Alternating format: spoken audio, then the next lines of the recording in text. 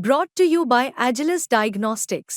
Health test की बात आती है तो मैं भरोसा करता हूँ India's largest diagnostics company Agilus diagnostics. खुद को टेस्ट करते रहो। रतन टाटा ने टाटा ग्रुप को भारत तक ही सीमित नहीं रखा बल्कि विदेश में भी अपनी कंपनी का डंका बजवाया। दिग्गज कारोबारी रतन टाटा भले ही अब इस दुनिया में नहीं रहे, लेकिन उनके किए गए काम लोगों के बीच हमेशा याद किए जाएंगे।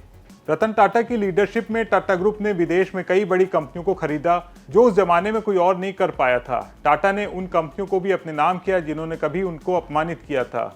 इस वीडियो में हम आपको इसी बारे में पूरी डिटेल से बताने जा रहे हैं। नमस्कार, मैं हूं सौरभ दीक्षित और आप देख रहे हैं बिस्तक। रतन टाटा ने टाटा स्टील में काम करने के बाद साल 1991 में टाटा ग्रुप की कमान संभाली थी। इसके बाद शुरू हुआ टाटा की कंपनियों के बुलंदियों पर पहुंचने का सिलसिला। रतन टाटा ने कारोबार के विस्तार पर फोकस करना शुरू किया और टाटा टी, टाटा मोटर्स और टाटा स्टील जैसी कंपनियों को नई ऊंचाइयों पर पहुंचाया। आज इन कंपनियों का कारोबार काफी बड़ा हो चुका है और ये कंपनियां लाखों लोगों को रोजगार दे रही हैं। 90 के दशक में ऑटोमोबाइल सेक्टर में फोर्ड एक बड़ा नाम था, लेकिन टाटा ग्रुप की कंपनी टाटा मोटर्स की हालत ठीक नहीं थी। रतन टाटा ने इसकी पैसेंजर कार डिवीजन को बेचने का मन बनाते हुए फोर्ड के साथ एक डील की थी, लेकिन अमेरिकन कार निर्माता फोर्ड मोटर्स के चेयरमैन बिल फोर्ड ने डील के दौरान मजाक उड़ाते हुए रतन टाटा का अपमान किया। रतन टाटा ने तुरंत इस डील के प्लान को कैंसिल किया और टाटा मोटर्स को आगे बढ़ाने का फैसला किया।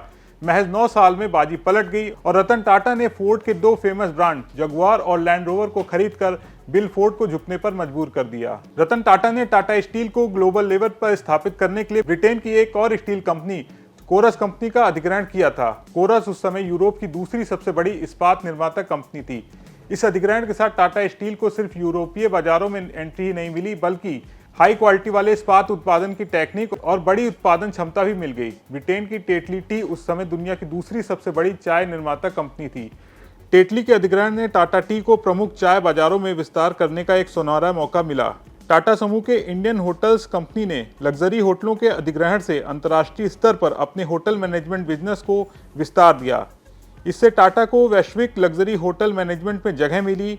इनके ब्रांड ताज को एक वैश्विक पहचान मिली। टाटा समूह ने फाइनेंस और इंश्योरेंस सेक्टर में अपना विस्तार करने के लिए ब्रिटेन की वाटरमैन हॉल कंपनी का अधिग्रहण किया था। कुल मिलाकर रतन टाटा के नेतृत्व में टाटा ग्रुप का कारोबार तेजी से आगे बढ़ा और देश ही नहीं दुनिया भर में टाटा का डंका बजा। अपनी मेहनत और काबिलियत के दम पर विशाल साम्राज्य खड़ा करने वाले रतन टाटा को भारत सरकार की ओर से कई बड़े सम्मान मिले। रतन टाटा बेहद सादगीपूर्ण जीवन जीते थे। इस साल संपन्न हुए लोकसभा चुनावों के दौरान रतन टाटा को मुंबई में अपना वोट डालते हुए भी देखा गया था। उनके निधन से पूरे देश में शोक है।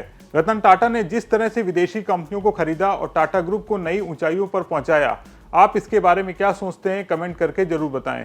बिस्तक आपके लिए लाया है प्रीमियम मेंबरशिप प्रोग्राम, जहां आपको मिलेंगे कई सारे फायदे, जिनमें मार्केट न्यूज़लेटर, लाइव चैट पर आपके सवालों के सबसे पहले जवाब, मार्केट आउटलुक, वीकेंड पर मार्केट स्कैन, एंकर्स के साथ चैट और भी बहुत कुछ। इस प्रीमियम सब्सक्रिप्शन में 3 तरह के प्लान हैं, सिल्वर, गोल्ड और प्लैटिनम, जिनकी शुरुआत मात्र 159 रुपए महीने से होती है। इससे जुड़ना भी बेहद आसान है। बिस्तक के YouTube चैनल पर जाएं, ज्वाइन बटन पर क्लिक करें और अपना प्लान सिलेक्ट करें। बस बन गए आप हमारे प्रीमियम मेंबर।